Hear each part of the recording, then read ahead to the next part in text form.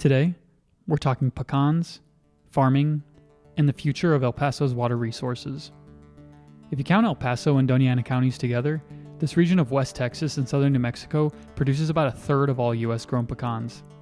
Depending on the year, either the United States or Mexico is the biggest producer of pecans in the world, so the El Paso region is among the most prolific pecan-producing areas on Earth. In the outlying communities that surround El Paso, farming pecans, and to a lesser extent cotton and alfalfa, has become a way of life since agriculture expanded here about 100 years ago. That's when engineers built Elephant Butte Reservoir and brought the Rio Grande's flows under human control. But the lush orchards that span from the Mesilla Valley through the lower valley are surrounded by a vast desert expanse, which begs the question, how much water do these trees consume? And is maintaining orchards here unsustainable or a threat to El Paso's drinking water supply? If you ask some people, the answer to that last question is yes.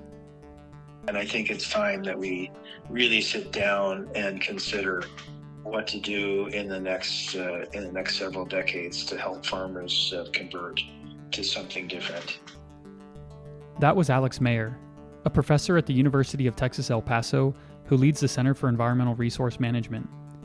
He says climate change is leading to less water accumulating in Elephant Butte, where it's released into the Rio Grande for farmers downstream to draw from for irrigation and for El Paso water to draw and treat for drinking water.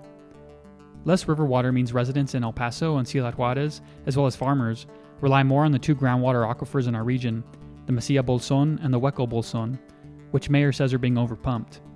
Maybe farmers should try growing more drought-tolerant crops like pomegranates or quinoa, he said. Meanwhile, El Paso Water, the city-owned utility, is expanding its water desalination plant to treat salty groundwater, and it's also building a new water treatment plant that will convert sewage into drinking water, which doesn't sound great, but it's likely a lot of other cities will soon build similar treatment plants to stretch their water resources. The result, though, is that El Pasoans' water bills will continue to rise as the utility spends to build new treatment technologies so it can shift away from relying on the Rio Grande for water and eventually, decades from now, pipe in water from Del City 90 miles away. You're just talking optimal use of water and sort of, the long-term sustainability of our city here. Would you say, look, maybe all of this use for irrigation really isn't the most optimal use and we should stop that? I think so. I mean, again, El Paso Water's demonstrated that they can diversify, right? And go for supplies that are farther and farther away. But there's a consequence to that, and that's the cost to consumers. But if you talk to other researchers, they'll tell you there's a path ahead where agriculture, and especially pecan growing, can continue here without overtaxing our water resources, even as El Paso's water demand grows. Farmers are trying to implement new ways to be water efficient, and researchers are trying to help agriculture sustain here, in part, to preserve the culture of growing that exists in the mostly Spanish-speaking farm communities around El Paso. In just a moment, we'll be joined by Orlando Flores, who works as the county extension agent for the Texas A&amp AgriLife Extension. Researchers with AgriLife test out methods in the lab to help farmers weather drought or try out new techniques on the farm, and then Orlando and others communicate the research to farmers. But I'll let Orlando, who also farms about 100 acres near Fabens, explain more about his role. And we'll also talk a bit about the history of farming in our area, and why El Pasoans should care about whether farmers in our region can sustain into the future. And before we go on, I want to mention that this El Paso Matters podcast episode is sponsored by Tani, Acosta, and Chaparro, truck crash and injury attorneys. Their team of local, seasoned trial attorneys are ready to help if you've been injured in a crash. Orlando, thanks for joining me. Happy to be here.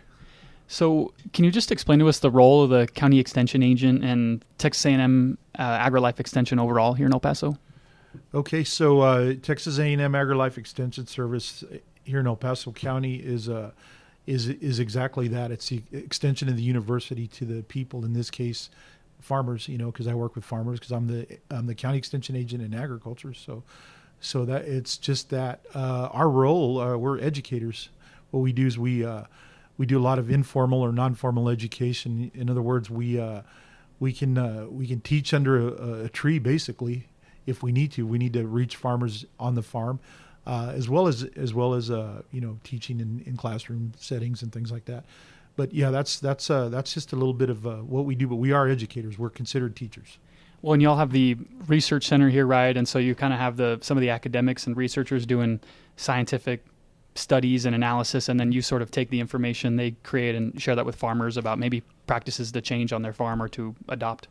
Yes, that is correct. So Texas A&M AgriLife Extension and Texas A&M AgriLife Research are two different entities, but we're like kind of like brothers or sisters, as they say. And so what they do, the research center is, and there's research centers throughout the state of Texas. They do agricultural research, they do water research, nutritional research and things. But since we're talking about agriculture, what they do is what I feed off of is you'll get people that do research on certain crops. In this case, we're talking about pecans. So you'll do there's some research being done, and once that research is published and overlooked by the I guess the big shots up on top, the different researchers throughout the country, that then once it's published and it comes into our hands, and that's what we do is our mission is to give out research-based information, and so that's how we're able to get the education to the farmer. And that's very important because a lot of times you may have opinions. I say, well, I think your pecans are doing this because of that and this and that or whatever. But the reality is, our mission is, or our charge is to provide research-based information. So we got to make sure that we're giving them what has been, where the research has been done, and indeed is it's going to help them out one way or another. Yeah. So I'm curious if you can talk about the size and scale of the pecan industry in El Paso, and just sort of, how important, or how would you describe the importance of the pecan orchards in our region? Okay, so in El Paso, we're right around, I think it's something between 15 to 17,000 acres of pecans. Now, that being said, we know that there's about 15,000 in production. So, we're figuring, and it's, it's not an exact number, but we think it's pretty close to 17,000. There's a lot of young trees. People have put in young trees over the years, and so they're not fully producing at this point. But, some of them are, they might give out a little, I don't know, a handful of nuts here and there. So that's why, we kind of like to stick to about the 17,000 numbers. So, I think you asked, why is this important to El Paso? Well, so, first of all, we're the largest producers of pecans in the state of Texas. So we account for usually right around 50% of pecans in the state. And Texas, the state tree is a pecan tree. So I know we're probably going to go into why El Paso. Why is there pecans out here? Because they're native to like Central Texas, San Antonio, Austin, just areas in that Central Texas area. But I can tell you the reason why we have pecans here. If you, so I'm a graduate from New Mexico State University. There was a gentleman by the name of Fabian Garcia. He was the first dean of agriculture for New Mexico State, and you're talking, I think, late 1800s, early 1900s, whenever they came around. He was from Chihuahua, and so if you're familiar with Chihuahua, pecans are native there as well. So that's a huge industry as well. So I'm trying to think of like the towns down there, like Chihuahua, Jimenez. There's one that it sticks to I just can't think of it. But anyway, there's a lot of pecan production down there. So what he did was he brought, what we figure is he brought pecans up here, and they started growing them, and he started working with pecans. He also is the father of chili. He's responsible for the New Mexico, I think it was called number 9, the first chili, the chili pods, where he developed the different chili pods, or he made them better. And so he did a lot of work in chili as well. So, but on the pecan side, there's always been a migration between the El Paso Valley and Chihuahua, even hundreds of years ago, all the way up into Santa Fe, because it was part of the Spanish Camino Real, So there's always been that migration. So pecans have been coming up from Chihuahua for many years. So that's again, that's why I feel like they're here in El Paso County. But we all know we can trace it to what Fabian Garcia was doing at New Mexico State. And appreciate that little history lesson there. I guess, how do you think about the economic importance of the orchards here, and kind of it's the biggest crop we grow in here in El Paso County, right? Yes, that is correct. So we've got Well, it's important for many reasons. I mean, it's nice to be number one in the state, of course, but that's not the reason we do it. They just do really well here in El Paso, so that's always a good thing. We again, like I said, we're the largest producers, but economics. I mean, it's good. It's good for the valley. When you got farms like this, you've also got labor. So you got people that you're paying. You've got a lot of the pecan industry. Also, is you got trucks. You got the actual labor, that the people that are driving the machines, because you're dealing with pecan shakers, sweepers. They sweep it in and then they harvest it and that kind of stuff. So you got a lot of people that are employed, which is always a good thing. And then the industry. You got some smaller pecan orchards and farms that'll sell kind of locally, and that's also something that seems to be taking off a lot more, as you see a lot of the smaller farmers going into pecans. But El Paso is El Paso's the hub for pecans in the United States. So we're there's even I think it's South Georgia pecan company in El Paso. I mean, there's a lot of people that are bringing nuts into El Paso, because the thing is we're not a quarantine county, and I can get into that here in a while if you remind me. But the thing is that pecans, Mexico buys a lot of pecans. A lot of stuff is going to Juarez. So you got shelling plants in Juarez, and you've got you've just got the different plants here in El Paso and Juarez, and you've got cold storage. So you got a lot of cold storage here in El Paso. Stuff's coming in here from all over the place. And they have to follow. There's regulations and things they need to follow to get it to El Paso, because we are not quarantined. So that being said, it's become part of the fabric of El Paso. It's not just the valleys, Upper Valley and Lower Valley. Now it's a big business in town. So you've got these warehouses right off I-10 here on the east side that are cold storage facilities, and they're shipping pecans and doing that kind of stuff. So it's big for El Paso. Yeah, there's a whole system of logistics and so forth around it, and then if you loop in Doña Ana County, there's a big increase in we produce a big chunk of the nation's pecans, both counties together. So it's I see what you mean about it being a big hub. I guess I'm curious. We're here in the desert, right? And I think you'll pass through on I-10, and then you just kind of see this band of lush orchards, right, growing in the middle of this desert. And so I wonder, what is it about El Paso that makes pecans, it's a good climate for them, right? Or what is it about El Paso's weather that makes it good for growing pecans? Well, I think first of all, we got a long growing season. And I think our elevation has a lot to do with it as well. We were known for many years prior to pecans. We're one of the largest producers of Pima cotton in the world at one point. But then California got into the game, and the San Joaquin Valley took it, because our I don't know how many acres, because it was kind of regional. It was El Paso, Hudspeth County, and then the Doña Ana County up in Las Cruces. So it was regional. So we had, say we had, 50, 60, 70, 80,000 acres of Pima cotton at one point. And that's not an exact number. I'm just kind of throwing a number out there. But big scale. Yeah, but that's what we were, because we were at a really good our elevation was conducive to growing Pima cotton. So I think on the same page or whatever, I think it's just kind of the same with pecans. So pecans need a good, nice growing season, but they also need a freeze.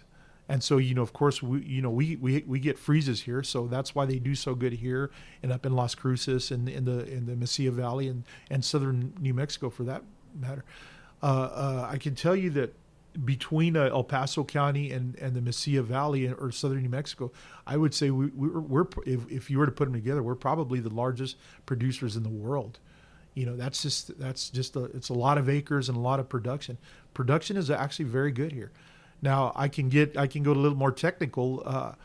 The lower valley and the upper valley, two different animals. Very different. The upper valley they're blessed. And a lot of my farmer buddies up there are like, it's, we got the same problems you do. But see, their soils are a little bit different. First of all, they don't have the clay that the lower valley does. That's one. But more importantly, they don't have they have good water. They have good well water, underground water. They're part of the Mesilla Bolson, and so we're the Hueco Bolson. And so it's different. Our water is very brackish in the lower valley as compared to up there. So those guys, if there's a water shortage, which I know we're going to talk about that, they can put in a well, or they've got existing wells, and their trees are going to be fine. In the lower valley, you put in a well 9 times out of 10. I'm not, it's just the way it is. You're going to hit brackish water. I've done testing years ago, some of the wells in the upper valley versus the lower valley, and some of those wells were 300 parts per million. 400 parts per million, things like that. Which trees don't like that level of salt, right? Well, the trees don't like that compared to the lower valley. In the lower valley, I would say an average well is 2,500 parts per million. Oh, wow. So that's where you have an issue. And so the trees don't like salt. I see. And then drainage, drainage is also an issue. If you're not familiar with like irrigated valleys, you've got canals and laterals and things, and that's how you get water from one place to another. But you've also got drains, so those are the deeper ones, and that's where there'll usually be water in there. But those are drains, and what they're really draining is a water table. So that most of that water is coming in from the water table. Sometimes it's some overflow or things like that, but that they're draining the water table. If you didn't have those drains, we'd be it'd just be a big old salt bed, because the water just can't move. It's got to move, and flood irrigation is good. And I know we're going to talk about that as well, about just being in the desert. I know you asked that question. Flood irrigation, believe it or not, is it's good in the sense because it leaches salts down. And your soils and your salt and your sand are going to filter that, and then it eventually will go into the drain. So in a way, flood irrigation is necessary because of the type of the brackish water that we have in the lower valley. Even though some people suggest maybe drip irrigation might be a little more water efficient. Oh yeah, so drip irrigation is a lot more efficient, and again, if you're in the upper valley or in the Mesilla Valley, it makes sense because you've got good water. It's almost impossible to do in the lower valley, although there is a farm that just recently converted their whole farm, not a big farm. I believe it's maybe 50 or 60 acres, but they converted everything into drip irrigation, which is good, and it's good for like cotton and things like that. But you can't rely on that solely. You're going to have to flood irrigate. You have to push those salts down, because if you're putting salty water on salty soils and you got no way to leach it down, eventually everything up on top's gonna die, because you're just not getting the water penetration. Yeah, and I want to talk about some of the water issues here in a minute, but I just wanted to pose this question to you. Why should the average El Pasoan or somebody from the Southwest care about agriculture in general and sort of want agriculture to thrive here? Well, I think so the valley is always, that was I don't want to say it was the original intent, but it's just the valley. We're blessed to have that. And so why is agriculture important? Well, there's only it's like 2% of the people in the United States are involved in production agriculture. So that's a very small minority. But we feed the world. We feed the country, and I say we because I also have a farm. I mentioned to you earlier that I have a farm as well. So that's just one of I feel like that's something to be proud of. We're definitely the top producing county of pecans in the state of Texas, and Pima cotton. I brought that up earlier, but that's just something we do. We used to grow a lot of chili in this county at one point. We used to be the largest dairy county in Texas at one point, but so we don't have dairies anymore. So the crop rotation is gone, unfortunately, because that could lead into other crops. But it's just important because there's a long-standing history of agriculture in this county. Starting from, I always start when the Spanish explorers came in and set up, the presidios and that kind of stuff, the land grant system. But of course, pre-Spanish, the Native American farmers were farming in this valley. So it's just I don't know. We're very fortunate, and that's always led me to the argument about housing. People like to talk about eventually it's all going to be city and this and that. But if you look at places like Las Cruces and Albuquerque, housing sits up on the foothills, and they still allow for agriculture to happen in the valley. I think it's just something to be proud of. And it's just a lot more appealing to the eye as compared to what you're seeing in the lower valley now. So, yeah. And then I was wondering if you can touch on the point you made about quarantine. What did you mean by that? So there, most of the production, Texas pecan production in Texas, they're quarantined because of the pecan weevil. So is the eastern side of New Mexico. So there's a pecan weevil is I mean it's pretty much everywhere. But fortunately for us here in El Paso, I think it's the 5 western counties in El Paso, which would be like El Paso, Hudspeth, Culberson, maybe Presidio, Jeff Davis, Brewster. No, it's not Brewster anymore, but anyway, there's 5 counties, and we're fortunate that we don't have pecan weevil.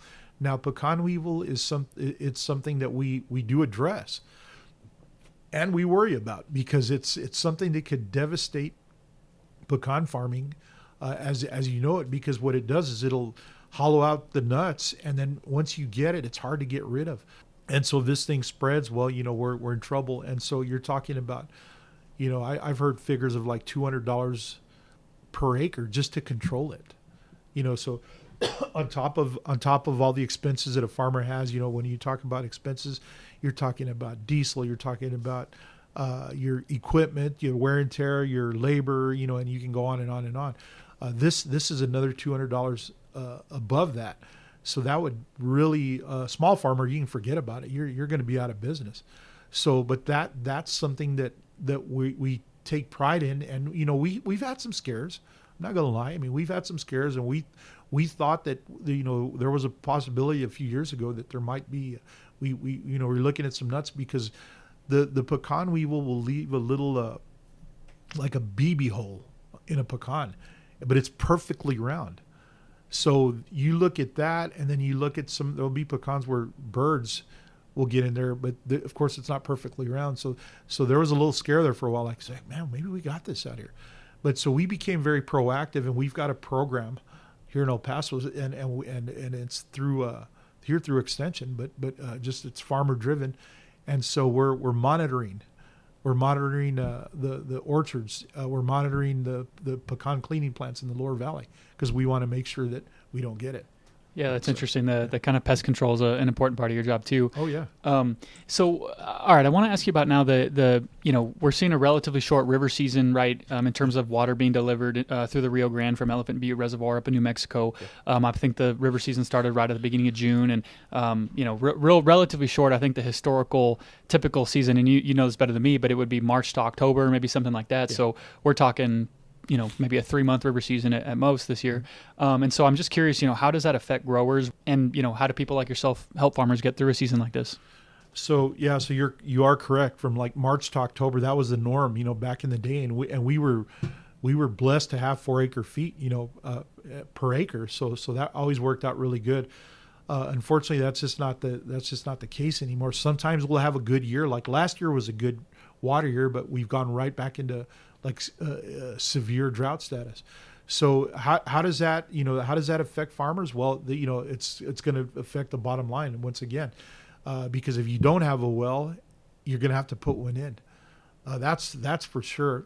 And it all depends where you're at as well. So the far lower valley, there's certain areas where fortunately there's an agreement between the El Paso County Water Improvement District number 1, which is the irrigation district, and El Paso Water Utilities, or I guess it'd be El Paso Water. And so they had an agreement put together many years ago. And so the effluent, the treated sewage is something that you can rely on. But now there's not enough to cover the whole valley. It's not going to happen. But it's like a lot of guys say, well, it's wet. It's not the best quality water, but it's wet. And that's just the way it is. Sometimes you just, you're doing that just to keep, just to survive, basically. But if you've got hundreds of acres of pecans, you have to have a well. That's just the way it is. And the well, especially in the lower valley, is brackish water, not the best water you want to rely on year after year, right? Yeah.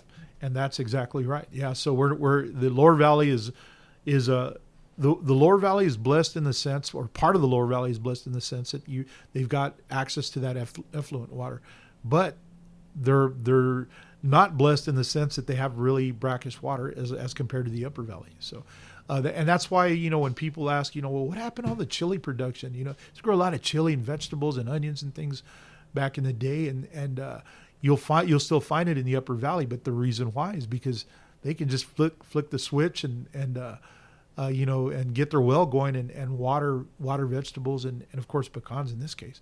But in the lower valley, it's just we don't have that. We just don't have it. So.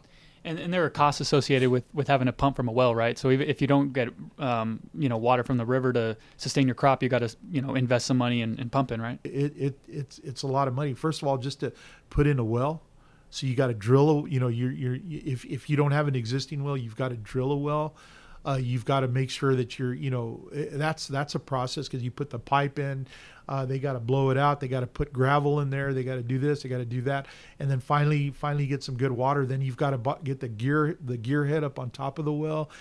And then you get the engine. If you're fortunate to be around natural gas, which most areas are not, you can put in a natural gas engine, or electricity. Sometimes with electric, you get an electric motor and do that kind of stuff as well. But more than likely, most of the time, it's going to be a diesel engine, and they're very expensive.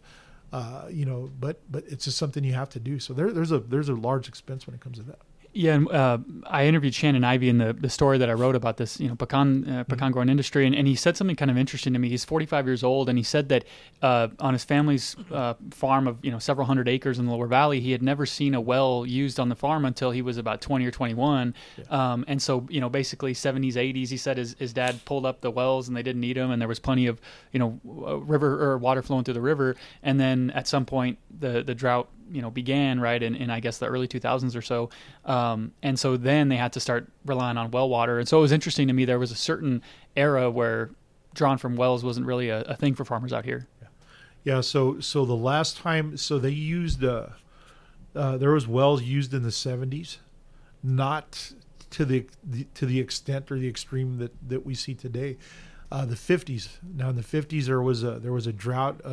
I think they even call it the drought of 1950, and that's when it really hit people hard. I can tell you, in personal experience, my grandfather, we had a family farm that had been in the family for generations and generations.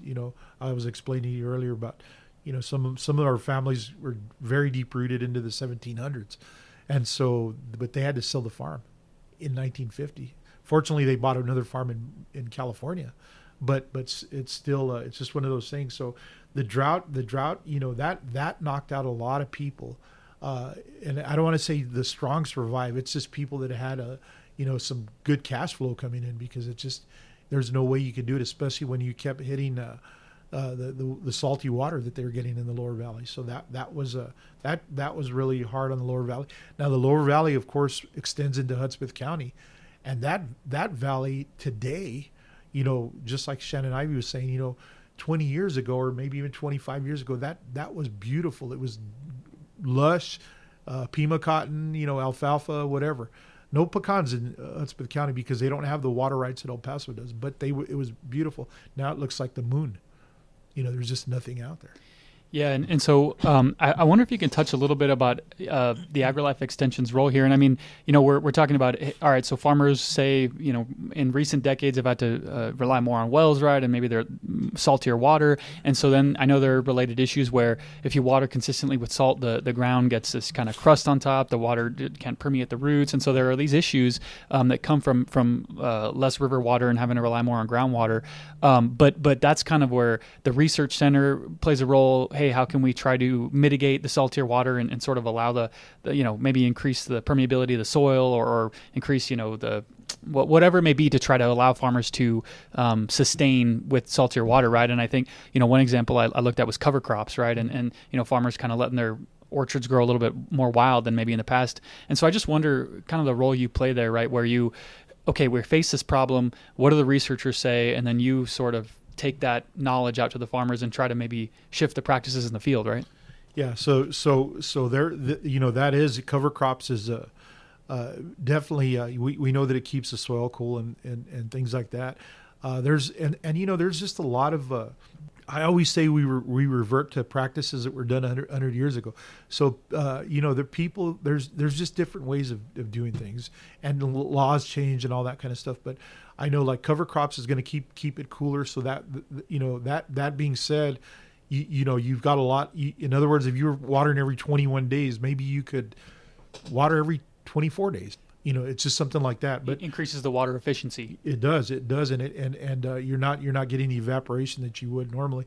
But I think that the cover crop stuff is very important as well. So what we do as an extension service here in Texas, I rely a lot on New Mexico State. Now that's a different state, which we know, but I was fortunate to graduate from there. I really believe in that university. There's a lot of good research, a lot of pecan research that makes sense to El Paso County. Texas A&M does a great job of pecan research as well, but Texas A&M is in College Station, so that's a different farming. Now we're fortunate that we have New Mexico State up the road, and we're fortunate that we have a good relationship with them. I can call the state specialist today, the state pecan specialist, and he'll be here. He'll come down here, and his name is Dr. Richard Hiram. I'll just tell you. And I say, hey, Richard, we need some help here. I want to put a program together. Can you come down here? Sure. What date? I can't do it this day, or maybe we can do it the following week. Okay, whatever. But these are some of the top pecan people in the Southwest, because our style of farming is Southwest style versus or compared to like College Station, Stephenville, Central Texas. It's a little bit different. Soils are different. Trees grow really nice out there, but they don't get the production that we get. So, it's just one of those things. But we're fortunate because we get the research from New Mexico State as well. And that's part of the whole cooperative extension system across the United States. We have access, just like anybody else does. We have access to research and extension from California, from Alabama, from Pennsylvania, from Texas, wherever. But fortunately for us, we're in a really good area, and we got a good network, and so we're able to tap into New Mexico State quite a bit to try to help farmers solve these various problems they're facing. Yeah. Exactly. Yeah. So one of the last things here, Orlando, again, I appreciate all this time. Yeah, I just, and this is kind of a broad question, but I'm wondering, how do you think about the long-term sustainability of pecan farming in our region, right? And we see, obviously we've touched on the drought, and it's been pretty consistent where it's not a lot of water coming out of Elephant Butte, right? Which has to do with the snowfall in southern Colorado and at the head of the Rio Grande watershed. But the point is just that there's rising heat, the farmers are facing maybe less river allocations than in the past. And then, we see El Paso Water doing a lot of different things and desalinating water. And I think they're going to start turning sewage right back into drinking water down in the lower valley. And so they're kind of trying to innovate their way out of drought and stuff like that. But so I wonder, just long term, how do you think about, sort of sustaining pecan farming here long into the future? And is that possible? Yeah, well, so I think it's possible. And the thing is, water rights law is very important as well. So if you own the farm, you own the water rights. You can't really get around that. There's people that have threatened in the past, well, we're going to have to take the farmer's water. Well, it doesn't work that way. The state of Texas, the state of New Mexico has even got different water right law, but you can't do it. You're not going to take the water away. I think eventually, to me, it seems like the solution would be like, okay, because I know this happens in California. My grandfather's farm, they could lease their water rights to the city of Los Angeles for whatever, $1,000 an acre, $2,000 an acre. It was a lot of money. They had those options. We don't have those options here. Of course, this is a federal project, so there may be some legal issues there why you can't do that, or why I feel like if the city of El Paso, is interested in the water rights as they are, but they've also got water rights because they've taken up a lot of there was a lot of agreements of people that would subdivide their farm and say, okay, well, I'll turn the water over to PSB or to El Paso Water Utilities, but that's just something, and it'll probably, I'm assuming it'll be a fight eventually if they do that. But this is what I will say, and this is again research based. When you flood irrigate, your water goes back into the water table. We're, in a sense, farmers are recharging the Hueco Bolson and the Mesilla Bolson. I mean, that's happening. That's recharge. If you go down into the valley, like where I live in the Fabens area, you hit water at 6 feet. We have a high water table. Now here in the city of El Paso, you're in the valley, like where we're sitting right now, The water table has dropped because there's a lot of pumping going on. But I think that a lot of times, people look at farmers and say, well, they're not, I hate to say it that way, but a lot of times people, well, they're polluting the soil, they're polluting the water, they're spraying, and they're, believe me, I can tell you this as a county extension agent in agriculture and as a farmer myself. I'm not going to spend money to go spray, dangerous chemicals around my house where I live, around where my children play out in the yard. I'm not going to do that. I don't want to do that to my kids. And it costs money. It costs money. So again, that's just something that I think, maybe I'm getting a little off topic, but the sustainability of agriculture, it can be sustained in El Paso. There's no doubt about it. There's no doubt about it. Farmers have made a lot of hard decisions.